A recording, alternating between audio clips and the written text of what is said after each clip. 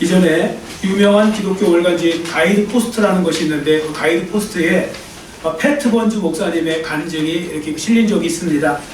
내용은 이렇습니다. 이 패트 번즈 목사님이 열심히 교회에서 사역을 했는데 섬기는 교회의 교인은 자꾸 줄어들고 교회가 위축되고 하는 이제 그런 일들이 있었습니다. 그러던 어느 날 부활절이 되었고 그날도 변함없이 적은 수가 모여서 예배를 드렸고 예배 후에 이제 목사님은 성도들과 인사를 나누고 그리고 성도들 다 보낸 다음에 좀 착잡한 그 마음을 가지고 이제 교회 앞으로 나와서 계단에서 그냥 거리를 이제 내려다보고 있었습니다. 뭐 이때 목사님의 마음이 뭐 여러분 이해가 가시는지 모르겠습니다. 아마 여기 계시는 분들 중에서 저보다 더 그 마음을 잘 이해하는 분은 없을 것입니다. 낙심도 되고 좌절감도 들고 심지어 참석하지 않는 성도 또 협조가 안 되는 성도들에 대한 서운한 마음도 막 들기도 하고 하여튼 온갖 안 좋은 마음이 다 들기도 하고 뭐 그렇습니다. 여하튼 멍하니 길을 내려다보고 있는데 마침 꽃을 팔러 다니는 할머니를 보는데요. 그 할머니가 뭐 옷차림은 허름한데 얼굴이 너무 밝으신 거예요. 막 그냥 얼굴이 너무 밝아도 막 미소 짓고 얼굴이 너무 밝으니까 그래 이 패트 번즈 목사님이 이분은 왜 이렇게 얼굴이 밝으실까? 어쩜 이렇게 그 미소를 지으실까? 자기는 힘들어 죽겠는데. 그래서 이제 그냥 지나가는 말로 인사를 한 거죠. 어르신 무슨 좋은 일 있으십니까? 걱정이라고는 하나도 없어 보이시네요. 그랬더니 그 할머니가 하는 말이 목사님 제 나이가 한번 돼보세요. 평생 걱정 아마 다 실으면 트럭 몇백 대 분량 될 겁니다. 아니 그런데 어떻게 그렇게 얼굴이 즐거우시고 이렇게 뭔가 미소를 띠고 어쨌든 얼굴이 좋아 보이십니까? 그랬더니 그 할머니가 하는 말이 이것입니다. 목사님 저는 괴로울 때면요 예수님의 사흘을 기다립니다. 그럽니다. 사흘이요? 목사님 우리 예수님이 십자가에 달릴 때 얼마나 고통이 심하셨습니까? 그렇지만 사흘 뒤에 새 출발을 알리는 그런 아침이 오지 않았습니까? 제가 볼 때 무덤 속의 사흘은 기다리는 시간일 뿐인 것입니다. 저는 이렇게 생각하며 살았고요. 그렇게 살다 보니 뭐 별로 괴로울 것도 없었습니다. 하여튼 할머니의 이 말을 들은 이 패트 번즈 목사님은 크게 깨달은 것이 있는 거예요. 그래서 고마워갖고 꽃다발을 하나 사갖고 와서 다시 성전으로 들어와서 하나님 앞에 사흘의 의미를 가르쳐주신 하나님 앞에 감사했다고 합니다. 그러면서 그가 이렇게 말합니다. 여러분 승리하고 싶거든 사흘만 참고 기다려보십시오. 만일 당신이 생각하는 것보다 더 오래 하나님께서 지체하신다면 그것은 축복을 2배로 귀하게 만드시기 위해서라는 것을 의심하지 마시기 바랍니다. 저도 이제 그 글을 읽는데 너무 감동이 되더라고요. 사흘의 의미 이렇게도 볼 수 있구나 라는 생각을 해봤습니다. 여러분 인생을 살다가 보면 패트 번즈 목사님과 같이 이렇게 어려운 일을 당할 수도 있고 일이 뜻대로 되지 않아서 낙심이 될 때도 솔직히 있는 것이 사실입니다. 지금 이 자리에도 그러한 마음으로 나와서 앉아 계신 분이 있을지도 모릅니다. 너무 낙심이 되어서 모든 것을 내려놓고 싶은 사람도 있을 것이고 어느새 자신감을 상실해서 사는 것까지 두려운 것 그런 사람, 그런 지경에 있는 사람도 있을 것입니다. 그런 분이 계시다면 무덤 속의 사흘이 지나가면 승리가 찾아온다는 이 사실을 날마다 기억하며 살아가시기를 축원합니다. 그런 의미에서요. 이 오늘 주신 말씀은 참 우리에게 많은 위로와 도전과 힘이 될 것입니다. 잘 집중해서 한번 들어보시기 바랍니다. 자, 먼저 기록 배경을 좀 말씀드리는데요. 자, 본 시편의 표제를 보세요. 1절 위에 이제 괄호 안에 있는 거 표제에 보시면 다윗의 찬송시라고 써 있죠. 다윗의 찬송시. 근데 이게 엄밀히 말씀드리면 이건 다윗이 이 108편을 기록한 건 아니에요. 이건 일종의 혼합시라고 하거든요. 이건 뭐냐면요. 그러니까 결론부터 말씀드리면 바벨론 포로 후, 그러니까 다윗보다 훨씬 더 몇백 년 뒤에 바벨론의 포로 후에 그 유대인들이 포로로 잡혀갔다가 돌아왔죠. 그 중에 한 사람이 쓴 거예요. 근데 왜 다윗의 시라고 하느냐면 이 사람이 자기 생각을 쓴 거, 자기 시를 쓴 것이 아니라 다윗의 시편 2개를 발췌해갖고요. 2개를 합쳐갖고 만든 시예요. 그래서 여러분들 이 시편을 읽다가 보면 시편 말씀을 부지런히 읽는 사람들은 이거 읽다가 이거 언제 읽었었는데? 이게 내가 읽었었나? 이런 생각이 드는 이유가 뭐냐면 똑같은 본문을 반반씩 찾아와서 여기다가 기록한 거예요. 자, 예를 들어서 1절에서 5절 본문 1절에서 5절은요. 시편 57편 말씀이에요. 시편 57편 7절에서 11절 말씀이 지금 1절에서 5절 말씀이 되고요. 그 다음에 6절에 13절 있죠. 본문 6절에 13절은 시편 60편 말씀이에요. 시편 60편 5절에서 11절 말씀 그대로 가져와서 기록한 겁니다. 그러니까 57편하고 60편을 섞어서 혼합시로 만든 거예요. 누가요? 바벨론 포로 후에 어떤 그 시편 기자가 이렇게 쓴 겁니다. 그러니까 이건 다윗의 시라고 해도 과언이 아니죠. 왜냐면 어차피 다윗이 둘 다 쓴 거고 그걸 조합만 해놓은 거니까요. 자, 그러면 왜 이 시편 기자가 이 시를 쓰게 되었을까? 이건요, 그 당시 상황으로 가보셔야 돼요. 여러분 당시에 보시잖아요. 바벨론 포로 후에 고레스 칙령으로 돌아왔어요. 이스라엘 백성들이. 유대인들이 돌아와서 제일 먼저 한 일이 뭐냐면 그래도 하나님이 기뻐하시는 일을 하자. 무너진 성전을 재건하는 거예요. 예루살렘 성전. 그런데 나중에 재건했죠. 그 성전 이름이 뭐예요? 수룹바벨 성전이죠. 1차 성전은 솔로몬 성전이었고 그 무너져갖고 다시 성전을 세웠는데 그 예루살렘 성전이 바로 이름이 수룹바벨 성전이에요. 그리고 또 그들이 한 일이 있어요. 예루살렘 성벽이 무너졌거든요. 이번엔 느헤미야를 중심으로 해서 성벽을 재건해요. 근데 여러분 잘 아시는 바와 같이 그때 쉽지 않았어요. 여러분 지난 시간에도 말씀드렸죠. 지난주에도 크리스천들은 기대하는 바가 이런 게 있어요. 내가 지금 마음 먹고 하나님의 일 딱 시작하잖아요. 하나님의 일을 시작하면 뭔가 순탄할 거라고 생각해요. 아유, 내가 뭐 다른 일도 아니고 내가 그의 나라와 그의 일을 먼저 구하는데 하나님 나라 일을 딱 시작하면 하나님이 막 도와주셔서 잘 될 거라고 생각하는 경향이 있어요. 유대인들도 마찬가지고 오늘 우리도 마찬가지입니다. 아마 이 지금 바벨론 포로 후에 돌아왔던 사람도 마찬가지일 것입니다. 그들도 우리가 뭐 다른 일 하는 것도 아니고 하나님 성전 다시 재건한다는데, 그런데요 시작부터 꼬여요. 도비아, 산발락 뭐 이런 사람들, 뭐 아라비아 사람들, 뭐 이런 게셈 뭐 이런 사람들이 막 중심돼 갖고요 막 공격하는 거예요. 방해하는 거예요.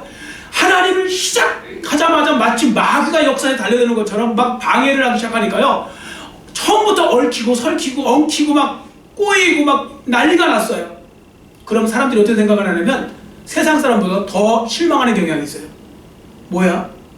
하나님 일인데 왜 이렇게 일이 엉키지 다? 뭔가 이렇게 안 되지 일이? 뭔가 이렇게 방해물이 많아? 하나님 왜 가만히 계시지? 이런 생각들 때문에요 오히려 자꾸 이렇게 시험 들기도 하고 그렇습니다. 용기를 잃고 낙심에 빠지기도 하고 그렇습니다.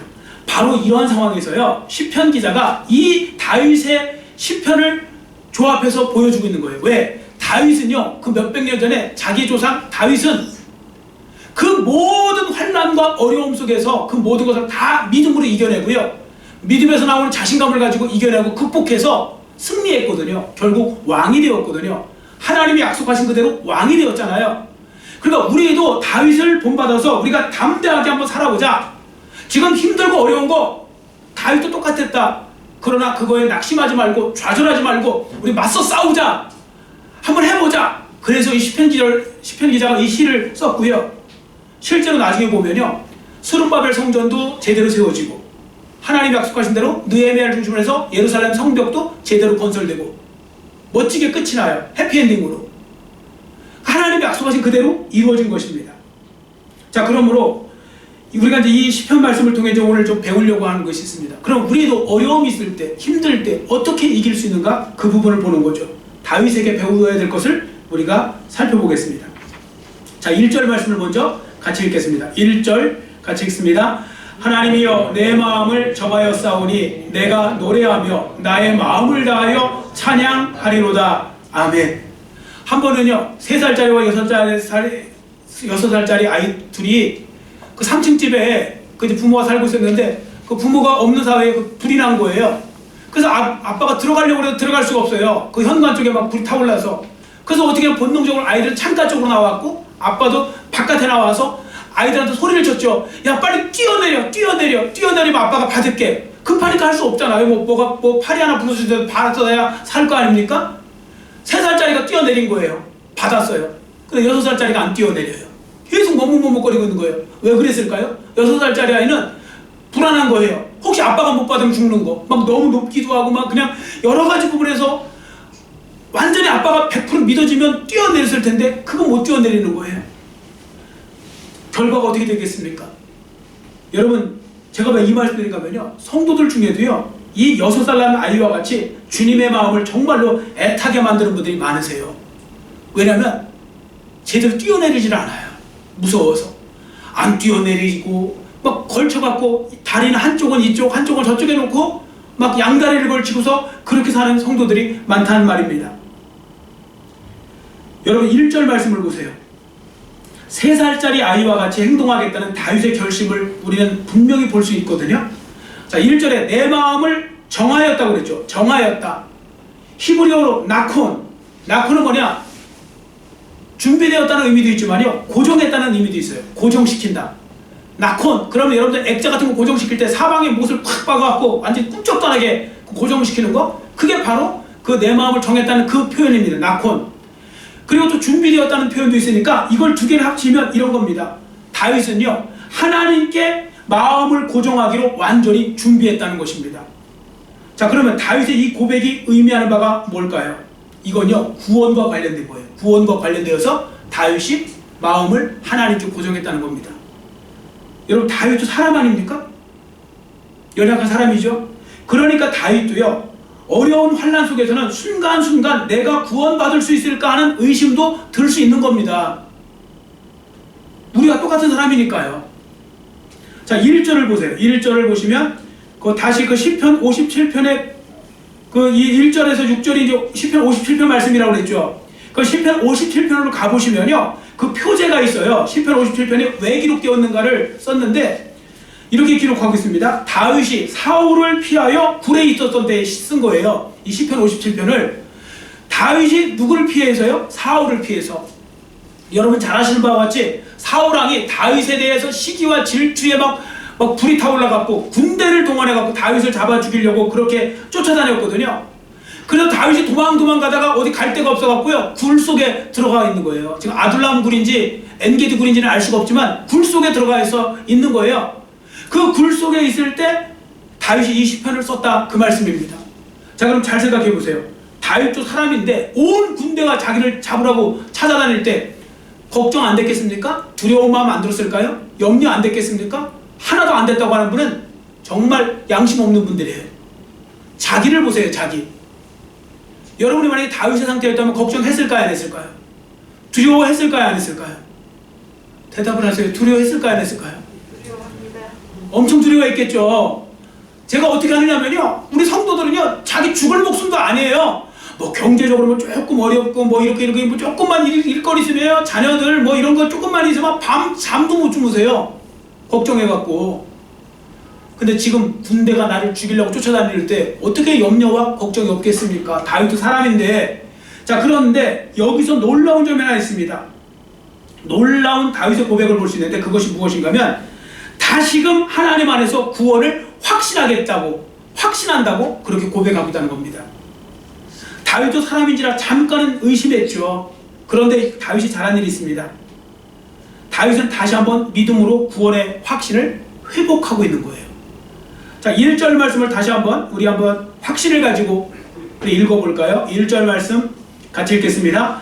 하나님이여 내 마음을 정하였사오니 내가 노래하며 나의 마음을 다하여 찬양하리로다. 아멘. 자, 여기서 보시면 하나님이여 내 마음을 정하였사오니 이제 정했다는 거예요. 그 말은 뭘까요? 그 앞부분은 다윗도 흔들렸다는 거죠. 그 어려움 속에서 다윗도 순간은 염려도 되고 걱정도 되고, 이거 혹시 내가 구원 못 받는 거 아니야? 하나님이 안 보내주실 수도 있고 뭐 이런 여러 가지 잡생각 때문에 힘들었던 거죠. 그런데 다윗은요, 오래 가지를 않아요. 다윗의 특기가 그거예요. 우리 성도들도 그 다윗의 특기를 좀 배웠으면 좋겠어요. 사람이니까요, 순간 누가 나를 딱 때리면 순간 아프기도 하고 어려움도 있고 염려도 생기고 걱정도 생기는 거 당연한 거죠. 근데 다윗은요, 계속 그 자리에 머무르지 않아요.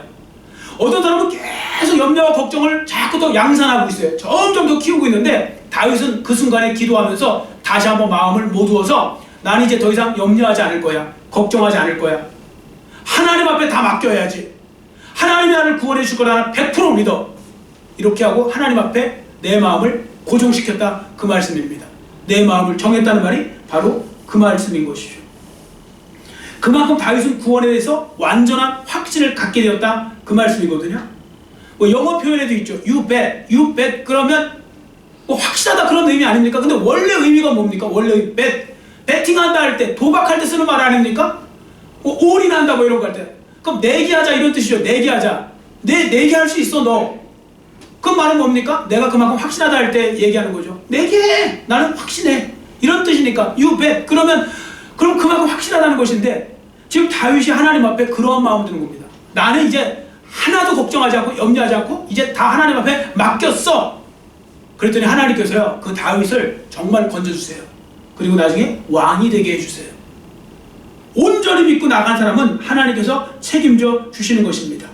여러분께서도 보세요. 3살짜리 아이처럼 또 다윗처럼 하나님이 구원해 주실 것임을 조금도 의심하지 마시고 담대하게 맞서 싸워 나가시면 무덤 속의 사흘을 지나 반드시 여러분에게 승리의 영광을 누리는 그런 시간이 오게 될 줄 믿습니다. 만일이나 아직도 이런 마음이 안 든다. 그러면 야고보서 1장 6절에서 8절을 꼭 기억하세요. 야고보서 1장 6절에서 8절 말씀을 제가 읽어드립니다. 한번 잘 들어보세요. 오직 믿음으로 구하고 조금도 의심하지 말라. 의심하는 자는 마치 바람에 밀려 요동하는 물결 같으니 이러한 사람은 무엇이든지 주께 얻기를 생각하지 말라. 두 마음을 품어 모든 일에 정함이 없는 자로다. 아멘. 자, 우리는 이 말씀을 통해 왜 나의 삶 속에서는 다윗에게 그 일어났던 그 많은 하나님의 놀라운 역사가 왜 내 삶 속에서는 안 일어날까? 이런 생각에 대한 답을 우리가 알 수 있죠. 그 답이 뭔지 아세요? 많은 성도들이요 입으로는 순간은 믿는다고 그래요. 목사가 이야기할 때 믿는다고 그래요. 믿어보려고요. 믿어보려고 합니다. 뭐 이렇게 이야기합니다. 그러나 정작 삶에서는 안 믿어요. 물론 100% 안 믿는 소리는 아니에요. 뭔가 반반 걸쳐놔요. 하나님은 그걸 제일 싫어하세요. 맡기려면 맡기던지 맡긴 것도 아니고 안 맡긴 것도 아니고 여러분이 저한테 무슨 예를 돌을 맡기던지 뭐 비싼 뭘 맡기실 때 저한테 맡기면 딱 저한테 던져줘야지. 저를 딱 주면서 저도 잡았는데 자기도 안 놔. 완전히 놓기에는 뭔가 좀 미심쩍은 거예요, 목사님이. 그러면 제대로 못 놓겠죠? 하나님 앞에 우리가 딱 요 모양으로 있어요. 많은 성도들이요 하나님 앞에 놓은 것처럼 보여요. 그래서 하나님 붙들고 계세요. 근데 자기도 안 놔. 자기가 놔야지 하나님이 맡으실 거 아닙니까? 같이 맡자고 하는 건지 잘 모르겠는데요. 본인도 안 놓고 이러한 태도로 살아가니까 두 마음을 품은 거잖아요. 이게 두 마음을 품어 의심하는 자, 의심해서 두 마음을 품는 자에게는 뭐라고 그랬습니까? 두 마음을 품는 자에게는 아무것도 없기를 생각하지 말라고 그랬죠. 아무것도 없기를 생각하지 말라. 왜냐하면 두 마음을 품어서 모든 일에 정함이 없기 때문에요. 하나님은요 완전히 맡긴 자에게는 역사하세요. 지금도 마찬가지예요. 21세기가 아니라 22세기가 돼도요 하나님은 완전히 맡기면 역사하시더라고요. 그런 사람들이 신앙의 주인공들이고요 간증의 주인공들이 돼요 나중에 보면. 그런데 어설프게 맡긴 것도 아니고 안 맡긴 것도 아니고 이런 식으로 반반 이렇게 되는 사람들은 하나님의 역사를 경험할 수 없습니다. 여러분 바로 이 3살짜리처럼 3살짜리도 보세요. 아빠가 오라니까 그냥 던진 거잖아요. 왜? 아빠만 믿고 환경을 안 봐요. 3층 높이 이런 걸 생각도 못 하겠죠. 그냥 아빠가 받을 수 있다는 그 믿음 하나 갖고 자기 몸 던진 거죠. 그러니까 받잖아요. 근데 6살짜리가 왜 못 던졌을까요? 자기 몸을 금방? 머리가 크면서요 자기 판단이 들어가요. 성도들도요 오히려 처음 이렇게 은혜 받고 나온 사람이 더 믿음의 순수성이 있고요 더 잘 맡기는 경향이 있어요. 신앙생활 오래 하신 분들이 잘못 신앙생활 하잖아요. 그러면 뭐 교회 생활도 다 잘하시는데 정작 믿음에 있어서는 그러지 못한 경우가 많아요. 왜냐면 이런 거죠. 이런 경험을 하는 거죠. 근데 그거 옛날에도 기도했는데 안 되던데 나는 뭐 기도해도 뭐 되는 게 없어. 이 경험이 있으면 또 이것조차도 안 될 거라고 생각하는 그런 상황이 되죠. 그러니까 하나님은 안 기뻐하시는 거예요. 여러분 설령 만약에 하나님의 어떤 뜻이 있어서 지금까지 100번을 기도했는데 100번이 안 됐잖아요. 내 마음대로 응답이 안 됐어도 101번째가 하나님이 그대로 응답해 줄 수 있는 거예요. 그러니까 우리가 그런 믿음을 갖고 살아가는 것이 중요한 것이죠. 어쨌든 중요한 건 하나님 앞에 전부 맡길 수 있는, 내던질 수 있는 그런 사람이 되는 거 중요한 겁니다. 여러분 하나님 앞에 온전히 드리시겠습니까? 하나님 앞에 온전히 내던지세요. 하나님 앞에 여러분을 던지세요. 받으시라고 막 던지세요. 그러면 하나님이 받으실 거라고요. 하나님이 분명히 그렇게 말씀해 주셨으니까 책임져 주시는 거죠. 하나님이 이렇게 말씀하시는 거예요. 나한테 맡겨. 내가 책임져 줄게. 그러니까 맡기세요. 그럼 하나님 책임져 주시겠다는 거 아니겠습니까? 자, 이제 2절 말씀을 보겠습니다. 2절 말씀을 우리 한번 같이 읽습니다. 2절. 비파야 수구마 깰지어다 내가 새벽을 깨우리로다. 아멘. 새벽을 깨우겠다는 말씀, 뭐 새벽 예배 잘 드리자 뭐 이런 부분에도 사용하지만 원래 의미는 그게 아니고요. 여기서 새벽은 뭘 말하냐면 여러분 어둠 같은 게 밤에 보세요. 어둠이 물러가면서 첫 번째 오는 시간이 뭐예요? 그게 새벽이잖아요. 어둠이 물러가고 새벽이 오잖아요. 그러니까 이 새벽은 뭐냐? 지금 내게 엄습해 있는 모든 어려움, 고난, 환난 이런 것들이 이제 지나가고 새로운 시간이 온다는 것을 갖다가 희망의 시간이 온다는 것을 갖다가 지금 보여주는 겁니다. 여러분께서 이 말씀을 배우셨다면 이제부터 여러분에게 닥쳐있는 모든 어둠을 깨트리는 삶, 즉 새벽을 깨우는 그런 사람이 되시기를 소원합니다. 새롭게 시작되는 2021년도잖아요. 올해 2021년도가 새해가 여러분의 믿음을 통해 여러분 앞에 있는 모든 어둠이 물러가고 여러분의 가정과 여러분의 일터에 깔려있는 모든 어둠이 물러가고 우리 교회와 한국교회와 이 나라 민주교회에 있는 모든 어둠이 물러가는 새로운 시간이 되시기를 축원합니다. 그래서 오늘 이번에 우리 표 회복의 은혜를 누리는 교회와 성도라고 정한 이유도 바로 거기에 있는 것입니다. 우리가 하나님 앞에 온전히 맡기고 정말 하나님 앞에 더욱더 부르짖어 하나님 앞에 우리를 내어 던지면 하나님께서 반드시 그렇게 만들어 주실 줄 믿습니다. 2020년도가 어렵고 2021년 더 어려울 거라 이렇게 생각하지 마시고 2021년도가 하나님의 기적을 맛보는 그런 새해, 그런 원년이 될 것이다. 그런 마음을 갖고 우리가 살아가는 것도 중요한 것입니다. 자, 이제 구원을 확신한 다윗의 다음 행동을 볼까요? 자, 이제 다윗이 완전히 자기 마음 고정했잖아요, 하나님 앞에. 자, 그 다음에 행동을 우리가 이제 읽습니다. 3절에서 5절인데요. 3절에서 5절에 보시면 하나님을 향하여 선취적으로 찬양과 영광을 올리는 모습을 볼 수 있어요. 자, 3절에서 5절 말씀 우리 같이 읽겠습니다. 3절에서 5절. 여호와여, 내가 만민 중에서 주께 감사하고 문나라 중에서 주를 찬양하오리니 주의 인자하심이 하늘보다 높으시며 주의 진실은 궁창에까지 이르나이다.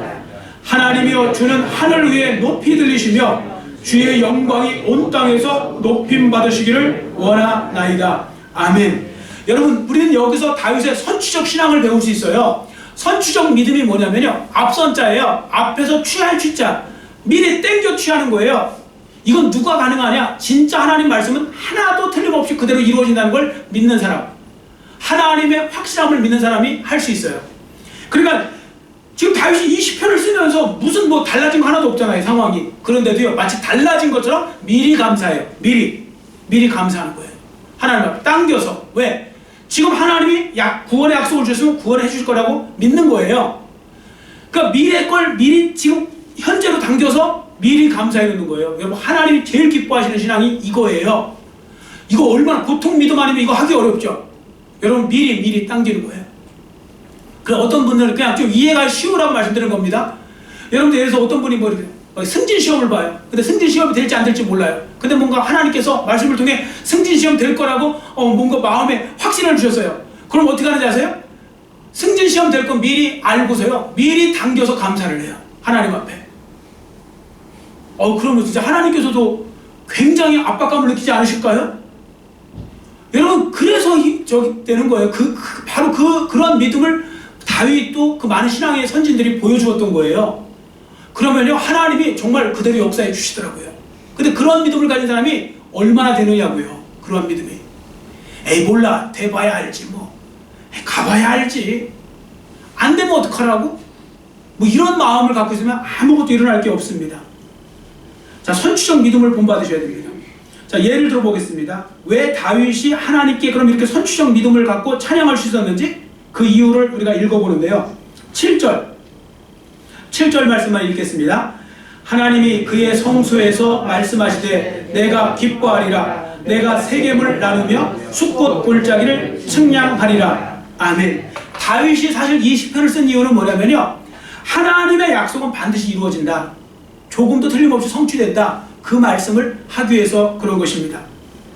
자, 예를 들어 보겠습니다. 여러분, 7절에 보시면 하나님이 그의 성소에서 말씀하셨다고 한 건 뭐냐면요, 하나님께서요 여호수아와 출애굽 백성들에게 약속하신 것이 있어요. 너희는 가나안 땅을 정복하게 될 거고 또 그 다음에 땅을 분배받아 갖고 거기서 너희들이 살게 될 것이다. 그렇게 말씀하실 때요, 여호수아 17장 7절에 보시면 이런 말씀이 있어요. 앞에 보시고 여호수아 17장 7절 같이 읽습니다. 므낫세의 경계는 아셀에서부터 세게막 믹므닷까지이며 그 오른쪽으로 가서 엔답부와 주민의 경계에 이르나니. 아멘. 여기에 보시면 세겜이라는 말 나오죠. 여러분 지금 세겜도 나눠준다고 그랬죠. 땅 분배. 근데 세겜도 지금 이루어졌잖아요. 약속 그대로. 자, 이런 것처럼 하나님의 약속은요 틀림없어요. 하나님의 약속은 반드시입니다. 반드시 성취되게 되어 있습니다. 여러분 사람은 약속하도 안 지킬 확률이 높잖아요. 그죠? 그 사람의 약속은 너무 믿을 필요 없어요. 바뀌는 게 사람이에요. 환경 바뀌고 어려워지면 금방 나몰라라는 게 사람이고요. 언제 어떻게 바뀔지 몰라요. 그렇기 때문에 사람은 믿으면 안 돼요. 그런데 하나님은 믿으셔도 돼요.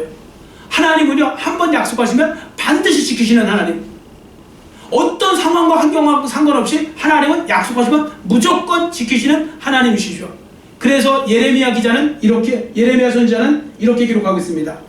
자, 예레미야 33장 2절 말씀 같이 읽겠습니다.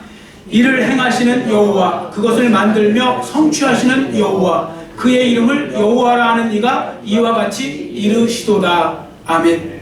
여러분들도 이 말씀을 믿으신다면 하나님의 약속의 말씀이 성취될 때까지 흔들림 없이 전진하고 또 전진하시기를 축원합니다. 성도들은요 전진하는 사람들이에요. 전진. 하나님은요 후퇴하는 걸 싫어하세요. 자, 이 말씀부터 우리 한번 읽겠습니다. 히브리서 10장 38절 같이 읽겠습니다. 나의 의인은 믿음으로 말미암아 살리라. 또한 뒤로 물러가면 내 마음이 그를 기뻐하지 아니하리라 하셨느니라. 아멘. 하나님은 성경에 제가 이렇게 봐도요 하나님은 성도들 하여금 믿음에서 떨어져 나가고 자꾸 어떤 열심에서 떨어져 나가고 자꾸 침체당하는 걸 원하지 않으세요. 하나님은요 성도들이 날마다 전진하기를 원하세요. 앞으로 전진 또 전진. 장애물이 생기잖아요. 그러면 그걸 극복하고 전진하기를 원하세요. 하나님은 하여튼 전진하기를 원하세요. 그래서 왜 기독교적인 스포츠 있잖아요. 기독교적인 스포츠 중에 하나가 바로 뭐냐면 아메리칸 풋볼 같은 거예요. 뭐 럭비, 아메리칸 풋볼 같은 거 보세요. 뒤로 가는 거 없죠. 그냥 무조건 앞으로 전진하는 거 아닙니까? 그러니까 뒤로 처음에 패스하면서 계속 앞으로 전진하고 나중에 터치다운 하는 거잖아요. 끝까지 가서.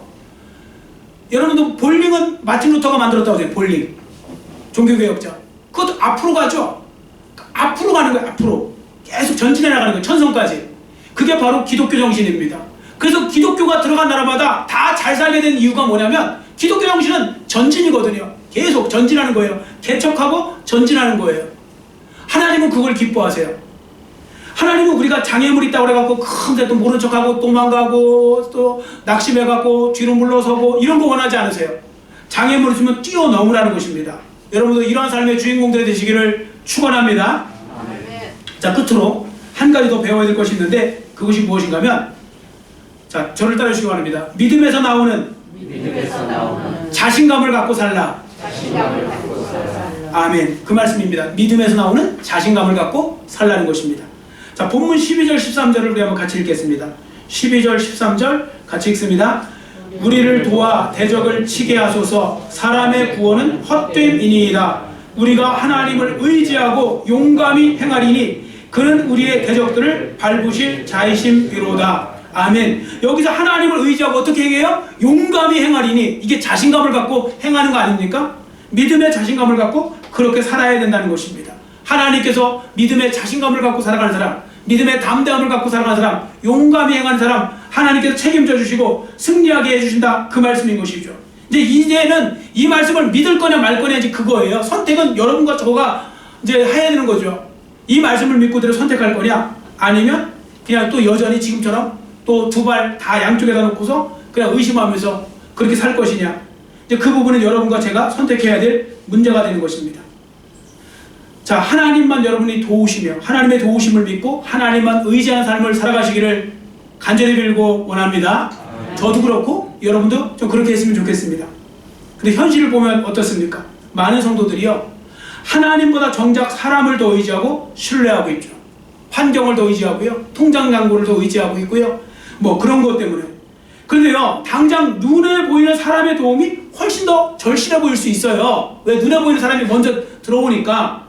자, 그런데 성도들이 혹시 그렇게 살고 있다면 우리가 이제 이 말씀을 좀 한번 읽어볼 필요가 있습니다. 이 말씀 꼭 기억하셔야 돼요. 자, 시편 146편 3절 같이 읽습니다. 귀인들을 의지하지 말며 도울 힘이 없는 인생도 의지하지 말지니. 아멘. 귀인들은 나한테 많은 도움을 줄 수 있는 사람들을 말하죠. 그리고 도울 힘이 없는 인생도 진짜로 도울 힘이 없는 사람도 가리키는 거고요. 인생 자체가 도울 힘이 없다는 겁니다. 사실은. 그래서 귀인들을 의지하지 말며 도울 힘이 없는 인생도 의지하지 말지라. 그럼 그 말은 뭘까요? 하나님만 의지하라는 것입니다. 근데 많은 분들은 말로는 다 하나님만 의지한다고 그래요. 그러나 실제 그럴까요? 하나님이 너 정말이야? 이렇게 물어볼 때 저 정말입니다. 이렇게 할 수 있을까요? 그럼 하나님이 이렇게 말씀하실 거죠? 삶에서 보여주라. 네 행함으로 보여주라. 분명히 이렇게 말씀하실 것입니다. 여하튼 저도 그렇고 여러분도 그렇고 도울 힘이 없는 인생 의지하지 마시고요. 하나님만 의지하며 살아가시기를 축원합니다. 하나님만 믿고 나가야지. 그래야 하나님 앞에 복도 받는 거고요. 사람을 의지하면 그 사람까지도 하나님께서 쳐내시는 경우가 있어요. 왜? 그게 우상이니까요. 여러분들 연세 드신 분들 너무 자녀들 의지하지 마세요. 사람이 본능적으로 연세가 드시면 자꾸 연세가 드시면 자녀들을 의지하게 되어 있거든요. 근데 자녀 의지하지 말고 주님 의지하시기를 축원합니다. 그게 자녀한테 잘하시는 거예요. 여러분이 자녀를 너무 의지하면요, 자녀가 우상이 돼버려요. 그러면 어떻게 되겠어요? 그 자녀가 복을 받고 싶어도 받을 수가 없는 거죠. 우리는 무슨 일이 있어도 부부도 서로 배우자를 의지하지 마시고 사랑만 하세요. 자녀들도 사랑만 해주세요. 의지하는 건 주님만 의지하세요. 그래야 우상이 되지 않고 그래야 하나님이 기뻐하시는 사람이 되는 것입니다. 아시겠죠? 우리는 누구만 의지해요? 주님만, 하나님만 의지하는 겁니다. 예수님만 의지하고 나가면 반드시 책임져 주실 줄 믿습니다. 자, 오늘 이 주신 말씀을 다시 한번 기억하시고 여러분께서도 다윗의 신앙을 본받아서 다윗처럼 하나님 더욱더 주님만 바라보고 주님께 소망을 두며 무엇보다도 오늘 어떤 제목처럼 여러분들 믿음에서 나오는 자신감, 용감히 싸울 수 있는, 그래서 승리하는 여러분 모두의 삶이 되시기를 간절히 빌고 원합니다. 기도하겠습니다. 사랑의 하나님 아버지, 감사합니다. 오늘은 말씀을 통하여서 아버지 하나님 말씀에서 또 믿음에서 오는 자신감을 갖고 승리하는 삶을 살 것을 주님께서 말씀해 주셨습니다. 하나님 아버지, 우리도 다윗의 신앙을 본받아서 다윗처럼 어떤 어려움과 환경 속에서도 아버지 하나님 사람을 의지하거나 환경을 의지하는 것이 아니라, 또 그렇다고 주눅들거나 또 좌절하거나 낙심하는 것이 아니라 하나님 말씀 그대로 순종하여서 하나님만 의지하며 살아가기를 원하오니, 주님을 의지하고 인생을 의지하지 않고 주님을 의지하는 사람들 하나님께서 반드시 책임져 주시고 도와주시고 지켜주시고 하나님께서 승리케 해줄 줄 믿사오니, 우리도 다윗처럼 그렇게 승리하는 자가 될 수 있도록 더욱더 주님만, 실제적으로 주님만 의지하는 하나님의 백성들, 하나님의 자녀들 삶이 될 수 있도록 은혜 베풀어 주시옵소서. 하나님 아버지, 우리가 점점 아버지 안에 더욱더 믿음이 자라가기를 원하오니, 오늘 주신 말씀을 다시 한번 기억하고 더욱더 믿음이 새로워지고 더욱더 믿음이 강성해지고, 그리고 크리스찬의 삶은 전진하는 삶인 줄 믿사오니 천성가는 그날까지 믿음에서 나오는 담대함을 가지고 승리하며 맞서 싸우며 이기는 그런 삶을 살아가는 하나님의 자녀들 모두 되게 하여 주시옵소서. 감사드리오며 예수님의 이름으로 간절히 축복하오며 기도드렸사옵나이다. 아멘. 500